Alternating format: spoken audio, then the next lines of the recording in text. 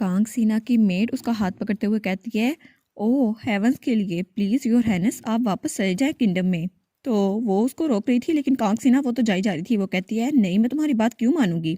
तो मेड कहती है, क्या आप उस नाइट की बातों में आ गई, लेकिन आपको कैसे पता वो सच बोल रहा है कि वो आपको एम्पायर लेकर जाएगा। तो कांग सीना कहती है, मैंने अपना दिमाग पहले ही बना लिया, मैं उसके साथ एम्पायर जाऊंगी, तो तुम फिक्र ना करो। तो मेड कहती है, नहीं नहीं, आपको पता है कि किंगडम और एम्पायर बैड टर्म्स पे है, लेकिन आप फिर भी अपने दुश्मन के इलाके में जा रही हैं, आप इतनी बेवकूफ़ कैसे हो सकती हैं। तो कांगसेना कहती है, लेकिन एम्परर खुद चाहता है कि मैं उसके साथ वापस जाऊं, तो इसमें बुरा ही किया है। और तब हमें सुबह का सीन दिखा रहता है जब एनरी उसके पास आया था और वो सो के उठी थी। वो कहती है, इस वक्त तुम यहाँ पे क्या करने आए हो। तो एनरी कहता है, क्राउन प्रिंसेस हम आज एम्पायर के लिए निकलने वाले हैं, अगर आपको हमारे साथ आना है तो आप कैसल के ट्रेनिंग ग्राउंड में आ जाइएगा जब शाम हो, तो मैं आपका वहाँ इंतजार करूँगा। तो कांगसेना कहती है, क्या सच में। तो वो कहता है, हाँ मैं आप पे ट्रस्ट करता हूँ, इसलिए मैं पर्सनली आपको एम्पायर लेकर जाऊँगा। तो मेड कहती है, आपको क्या लगा कि एम्परर आपको अपने साथ लेकर जाएगा, लेकिन आप तो एम्परर से मिली भी नहीं, क्या आपको पक्का यकीन है इस बात पर। तो कांगसेना कहती है, वेल भरोसा भी कोई चीज़ होती है, उसने मुझे कहा वो एम्पायर मुझे साथ लेकर जाएगा, तो यही बात है। और मारिया तुम बकवास बंद करो और मुझे फॉलो करो।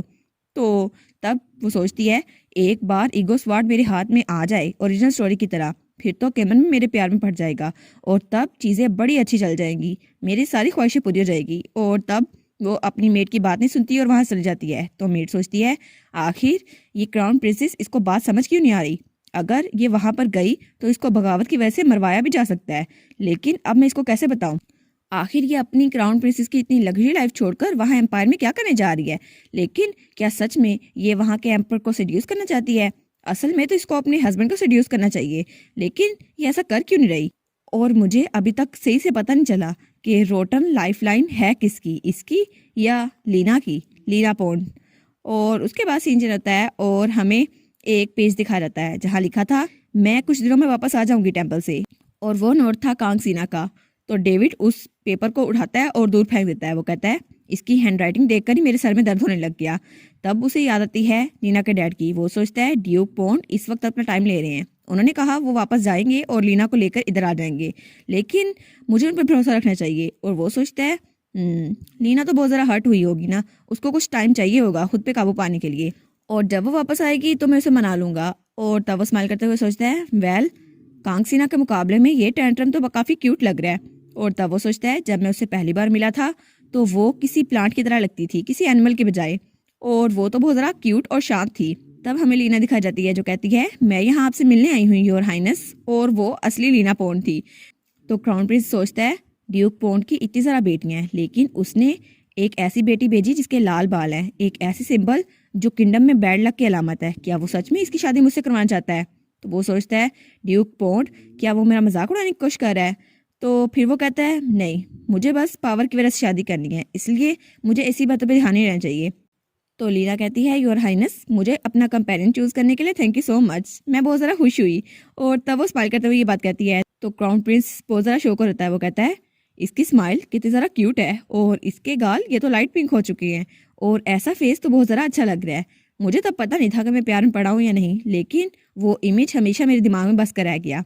और वो सोचता है, आई होप वो जल्दी वापस आ जाए, और जब वो वापस आएगी तो मैं उससे माफ़ी मांग लूंगा, और तब वो मुझे माफ़ कर देगी और वो मेरे चार्म को रेसिस्ट कर ही नहीं पाएगी, और उस जैसी प्योर हार्टेड वुमेन वो कभी मुझे अबंडन नहीं कर सकती है ना। तभी धड़ाम से दरवाज़ा खुलता है और उसका बटलर वो वहाँ आता है। वो कहता है, माफ़ कीजिएगा योर हाइनेस, लेकिन बहुत बुरी खबर है। तब वो एक पेपर दिखाते हुए कहता है, एम्पायर पोस्टन को अपनी टेरिटरी में शामिल कर रहा है, और इस पे तो एम्पर की सील भी है, और वो तो बड़ा परेशान था। तो डेविड कहता है, एक सडन टेरिटोरियल चेंज, वो लोग वार तो नहीं डिक्लेयर कर रहे, क्या ऐसा है। तो उसका साथी कहता है, नहीं लेडी ऑरलाइन पोस्टन के जो लॉर्ड हैं उन्होंने खुद इस बात पे एग्री किया है कि वो वापस एम्पायर में पोस्टन को शामिल कर देंगी अपने मरने से पहले। तो डेविड कहता है, क्या, लेकिन अगर ऐसा ही है तो लॉर्ड ऑफ द पोस्टन वो करंट एम्परर की ग्रैंड माँ नहीं है। और तब वो कहता है, पोस्टन तो किंगडम और एम्पायर के दरमियान में है, और जब वो पोस्टन में रहने के लिए आई थी तो किंगडम आकर उन्होंने इस बात की इजाजत ली थी, लेकिन वो लोग हमें इस बात का नोटिस क्यों भेज रहे हैं, ये ऐसी बात तो नहीं कि हम मना कर देंगे। और इसके अलावा जब लेडी यहाँ पर आई थी तो उनकी रेजिडेंट और उनकी सेफ्टी की गारंटी यहाँ के एम्परर ने दी थी, मतलब मेरे फादर ने। तो इसका मतलब है कि ये सब कुछ लेडी की विश से ही हुआ है। तो अब वो वापस एम्पायर के साथ शामिल होना चाहती हैं। चलो कुछ ना कुछ बात तो होगी। तो तब वो अपने साथी से कहता है ठीक है, अगर लेडी ऐसा चाहती है तो ऐसा ही होगा, लेकिन मुझे समझ नहीं आ रहा वो ऐसा कर क्यों रही है। तो उसका साथी कहता है हाँ, और उसके साथ उन्होंने एक और नोटिस भी भेजा है, एक एंगेजमेंट नोटिस, आपको ये देखना चाहिए। तो डेविड कहता है एंगेजमेंट नोटिस, लेकिन वहाँ का एम्पर मुझे एंगेजमेंट नोटिस क्यों भेजेगा? ऐसा तो नहीं है उन्हें मेरी परमिशन चाहिए अपनी एंगेजमेंट के लिए। और फिर वो कहता है कहीं ऐसा तो नहीं कि वहाँ की फ्यूचर एम्प्रेस वो हमारे किंगडम से हो। तो उसका साथी कहता है हाँ बिल्कुल, जो दूसरी पार्टी है उसका नाम है लेडी लीना। तो डेविड कहता है अच्छा, उसका तो सेम वही नाम है जो मेरी फ्यूचर वाइफ का नाम है, लीना पॉन्ड। नहीं नहीं, शायद नाम सेम होगा, लीना। और वो तो अभी तक बेवकूफ़ बना हुआ था। तो उसका साथी कहता है नहीं नहीं, एंगेजमेंट सच में हो ही मिस लीना पॉन्ड के साथ रही है। तो डेविड कहता है क्या ऐसा हो सकता है? तो तब उसे बात समझ आती है। वो कहता है क्या सच में तुम ये कह रहे हो कि मेरी फ्यूचर वाइफ के साथ वो शादी करने वाला है? नहीं नहीं नहीं, तुम लोग को नाम कंफ्यूज हो रहा होगा, ऐसा हो ही नहीं सकता। और तब वो सोचता है वो कनिंग आदमी लीना पॉन्ड का डैड ड्यूक पॉन्ड, वो कभी भी इस बात से एग्री नहीं करेगा, और वैसे भी वो क्वीन का फादर बनने वाला है, ऐसा तो हो नहीं सकता वो अपनी पोजीशन को छोड़ दे। और जिस वक्त मेरी लीना से शादी होगी उसको इन्फ्लुएंस भी मिल जाएगा और अथॉरिटी भी, वो ऐसा नहीं कर सकता मेरे साथ। तो तब उसका साथी कहता है मैं भी इस बात पे यकीन नहीं कर पा रहा, लेकिन इसके साथ ही एक लेटर भी आया है, आपको उसे पढ़ना चाहिए। तो डेविड कहते हैं क्या? और जब वो उस लेटर को पढ़ता है तो उसमें लिखा था ड्यूक पॉन्ड ने कुछ सिक्योरिटी रीजन की वजह से अपने सोल्जर पोस्ट में भेजे और फिर वहां पर आग लगाई, लेकिन ऐसा लगता है ये कोई मिसअंडरस्टैंडिंग थी, इसलिए हमने उन्हें माफ कर दिया और अपनी टेरिटरी को सेव करने के लिए पोस्टिन अब से एम्पायर में शामिल हो रहा है। तो डेविड कहता है क्या ये ऐसा क्यों हो रहा है? और फिर वो आगे बढ़ता है तो लिखा था और इसके अलावा ड्यूक पॉन्ड उन्होंने इस बात पे अपने आप को एग्री कर लिया है कि वो अपनी बेटी की शादी एम्पर से करेंगे, केमन मार्शल से।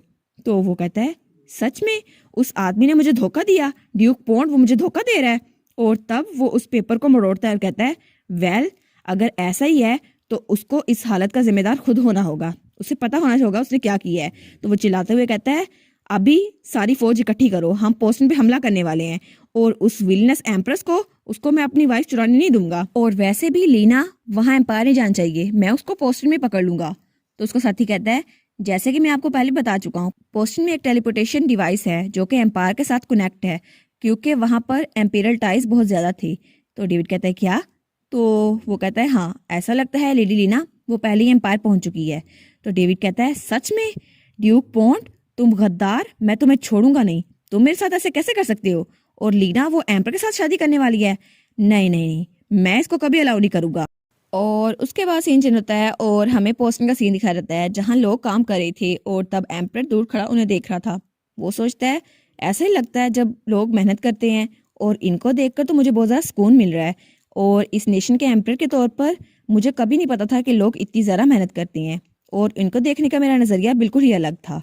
और तब वो सोचता है अभी तक तो मुझे लगा था ये लोग बस काम चोरी करते हैं, इनका तो कोई काम ही नहीं है, लेकिन अब मुझे पता चल रहा है ये कितनी ज़्यादा मेहनत करते हैं। पहले मुझे लगता था सिर्फ जंग में जाने वाले लोग ही बहुत ज़्यादा मेहनती होंगे, लेकिन अब इनकी लाइफ ये भी कोई आसान नहीं है। और आखिर में मैं इन लोगों को बहुत ज़्यादा कमतर समझता था, लेकिन असल में यही लोग हैं जो हमारे लिए फसल उगाते हैं। तभी उसके पास एक बच्ची आती है और कहती है क्या आप यहाँ पर बड़ी बहन लीना को ढूंढने आए हैं? तो एम्पर हंसते हुए कहता है नहीं नहीं, आज मैं अपनी बहन को ढूंढ रहा हूँ। क्या तुमने एक ऐसी लड़की देखी जिसके छोटे बाल थे और मेरी ही तरह थे? तो वो कहती है हाँ हाँ, मैंने उनको देखा, वो बड़ी बहन लीना के साथ ही थी, वो शायद उनके घर में गई हैं। और फिर वो कहती है उन्होंने तो आज पूरा दिन फील्ड में काम किया और वो घोड़े पे भी सवार हुई थी, उन्होंने तो बहुत ज़रा काम किया था। तो एम्पर कहता है क्या फील्ड वर्क? मेरी बहन सूजन ने? नामुमकिन है ये। तो तभी उसकी माँ उसको बुलाती है। तो एम्पर कहता है ठीक है, थैंक यू ये बताने के लिए, तुम्हारी मॉम तुम्हें बुला रही है, तुम जाओ यहाँ से। तो वो बच्ची इसको बाय करते हुए वहां से जा रही थी और वो बड़ी प्यारी लग रही थी। तो एम्पर वो खुश होते हुए उसे बाय करता है और वो कहता है ये सीन तो मैं अपने दिल में छुपा के रखूंगा, आखिर लोग मेहनत करके कितने ज़्यादा खुश होते हैं, और मेरे एम्पायर के लोग इतनी ज़्यादा मेहनत करते हैं, मुझे ये देखकर बहुत ज़्यादा खुशी हो रही है, और अब से मैं सबको एक्नॉलेज करूंगा, और ये स्माइल मुझे हमेशा इसको प्रोटेक्ट करना होगा, क्योंकि इस कंट्री के एम्पर के तौर पे ये सिर्फ मेरा ही फ़र्ज़ है। और तब सीन चल रहता है और हमें वो उसके घर के बाहर दिखा रहता है। तो वो कहता है लीना क्या तुम यहाँ पर हो? और लीना और सूजन वहाँ पे कुछ कर रही थी और सूजन के हाथ में चाकू था।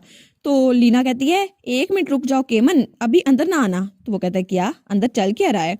तभी वहां पर लीना हल्का सा दरवाजा खोलती है और कहती है ठीक है केमन, तुम अंदर आ सकते हो। तो केमन कहता है हाँ ठीक है, लेकिन तुम दोनों कर क्या रही थी?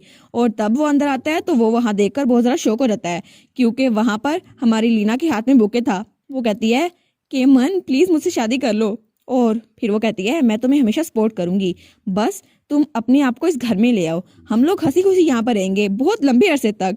और वो तो उसे प्रपोज करते हुए बहुत ज़्यादा पुरुमीद लग रही थी और उसने ये सारा प्रपोजल सुजन के साथ तैयार किया था। और वो कहती है प्लीज़ केमन मेरे प्रपोजल को एक्सेप्ट कर लो, मैंने बहुत मेहनत की है, तुमने मुझे 2 बार प्रपोज किया लेकिन अब मेरी बारी है। और इसी के साथ ये वाला पार्ट यहाँ पर ख़त्म। तो आप लोग बताइएगा आपको ये पार्ट कैसा लगा। प्लीज़ लाइक करिएगा, कमेंट करिएगा और शेयर करिएगा। और जो न्यू व्यूवर्स हैं काइंडली वो चैनल को सब्सक्राइब कर दें। और पिछली वीडियोस का लिंक आपकी स्क्रीन पर नज़र आ रहा होगा तो काइंडली उनको भी चेकआउट कर लें। Thank you so much.